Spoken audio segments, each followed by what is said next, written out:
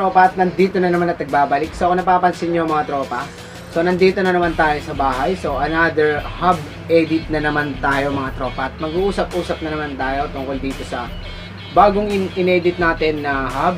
So naibasa nyo naman dito sa title, yung Swords Hub, no? Sword Hub.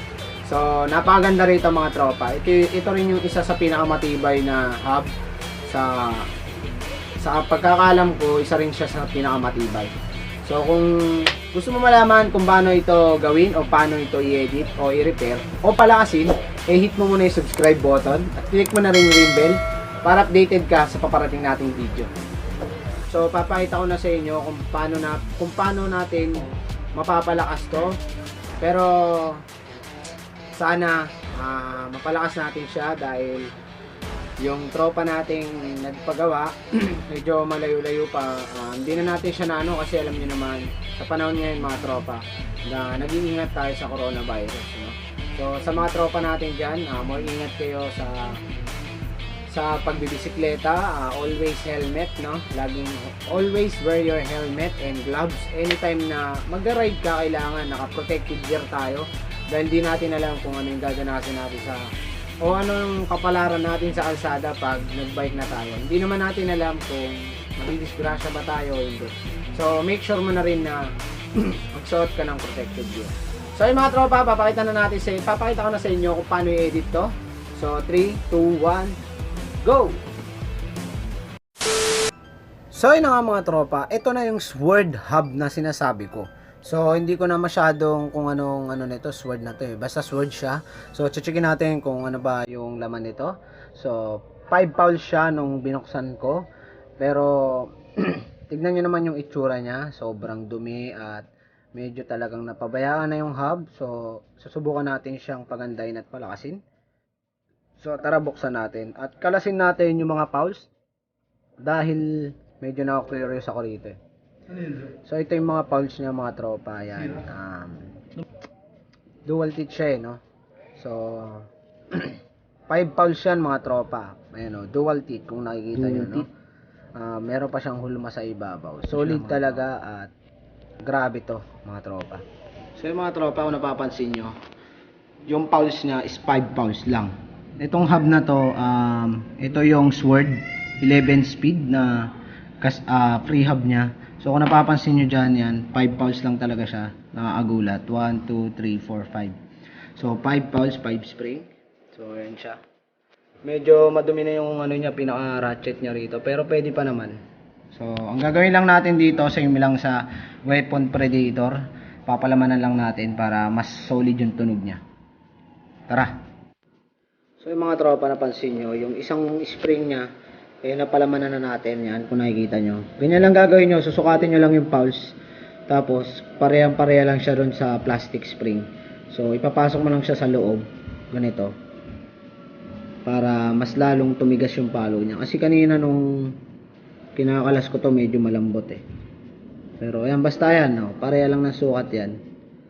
Yung pulse tsaka yung spring na steel tsaka yung plastic spring natin. Yan, magkasukat lang yan. Ipapasok mo lang siya sa loob ng spring para mas malakas siya. Tapos dito mo na siya ikakabit. Ganun lang.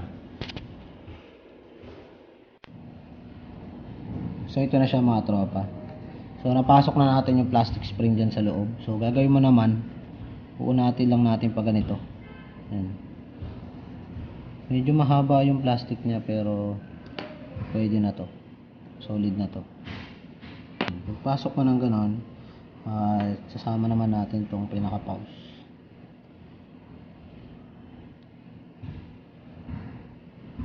Iaangat muna natin siya pag ganito. Saan natin ipupush.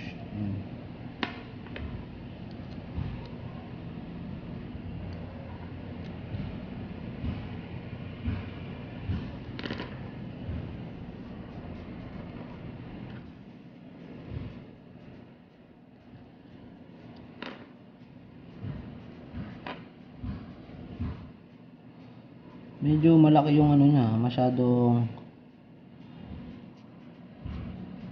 malapad.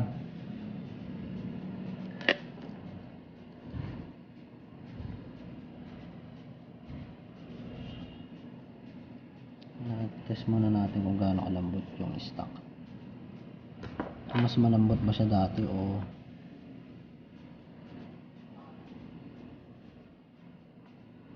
ito malambot eh, kasi ito medyo matigas-tigas na siya.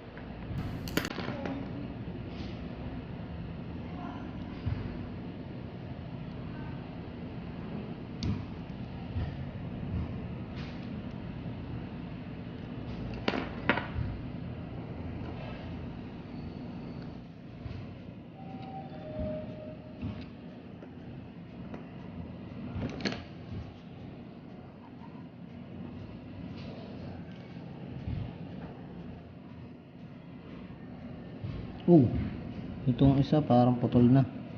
Pero ayusin natin yan.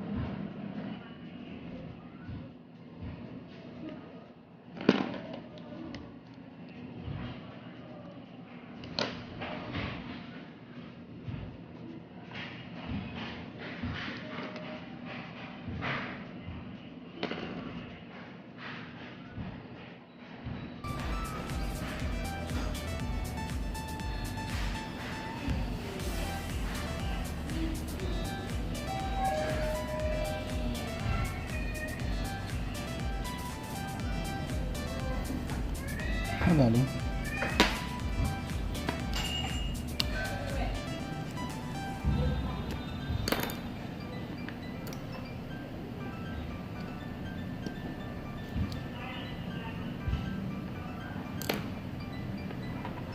So, tatlo yung nilagyan natin. Tapos yun. Ganun lang mga tropa. Para mas solid siya. No?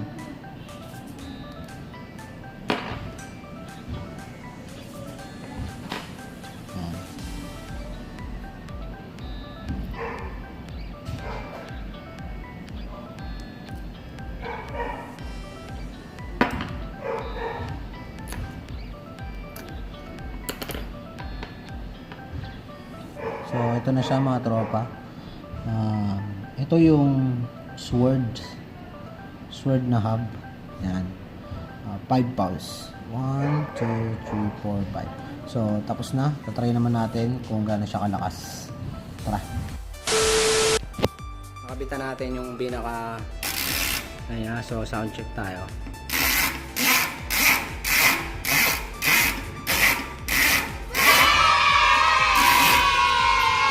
Grabe. Ayun siya.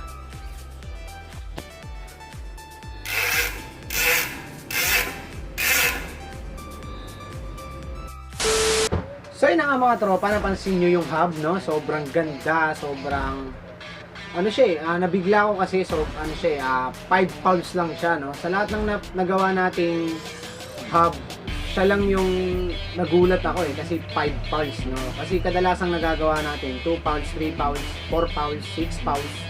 So ganun lang, nagulat lang ako kasi 5 pulse siya. Ang matindi pa ron mga tropa kasi nung napansin ko ron sa pulse niya, dual teeth, no? Pero hindi naman siya triple, dual lang siya. May isa pa siyang nakapatong sa ibabaw. Tsaka nagtataka ako kasi napakalalim talaga nung suksukan ng pulse tsaka spring niya. Mukhang kaiba talaga siya. So mukhang isa rin sa pinagpipilian kong bilhin na hub, itong Sword hub na to. Napakaganda, solid. So nakita nyo naman, narinig nyo naman kung gaano siya kalakas. Medyo nahirapan lang ako kasi sobrang dumi. So wala pa akong dala kaninang panglinis. So yun, nagawa naman natin ng maayos. Shoutout sa'yo, kuya. So yun na nga mga tropa, natapos na natin i-edit. So ngayon naman mag-shoutout na tayo mga tropa, dahil ito yung mga hinihintay ng mga tropa natin. Shoutout na tayo. Then shoutout kay Castle. Shoutout sa mga shoutout kay Boodle Riders MTV, kay IMT, kay Brandon Agmir, kay DK Moto, kay Kuya Lito Almilia, kay Roelio MTV Rider, kay Yep Breeze, kay Kuis Ang, at kay Regis MTV. So shoutout din natin yung mga GC natin na sinalihan, o yung mga nasali natin, nasalihan kong GC. So shoutout sa Kalista Bikers GC, shoutout sa Jim Tamis, shoutout sa inyo, shoutout sa Pinoy Siklista Vloggers version 2, shoutout sa Tropang Balentong, shoutout sa Tropang Bikers, and then shoutout sa Unstoppable Vlogger. So yung Unstoppable Vlogger, dati ko itong makakasama sa trabaho ko. Shoutout sa inyo, and then shoutout din frontliners natin na nagsusumikap magtrabaho kahit alam naman nila na alanganin yung buhay nila. Shoutout sa inyo. So malaking thumbs up sa inyo. Malaking thumbs up ako sa inyo dahil napaka husay at napaka tatag ng yung loob, dahil alam niyo naman na yung nangyayari ngayon masyadong delikado, pero ang lakas pa rin ng loob nila at lumalaban sila. So yun lang, shoutout sa mga frontliners. Then shoutout din kay mama na nasa Riyadh. Huwag na magalit sa akin, I love you. Shoutout din kay Vince T, hashtag Panginoon, at shoutout din kay kay Franz, hashtag Lucifer. So ayun lang mga tropa, na-shoutout na natin mga tropa natin dyan. So yun, thank you very much mga tropa, dahil sa inyo lumalakas yung channel natin, dahil 3,600 plus na tayo. Grabe, sobrang nakaka-proud, dahil dati hindi naman tayo ganito kalakas, pero dahil sa inyo, sa mga suporta nyo, thank you very much sa inyong lahat.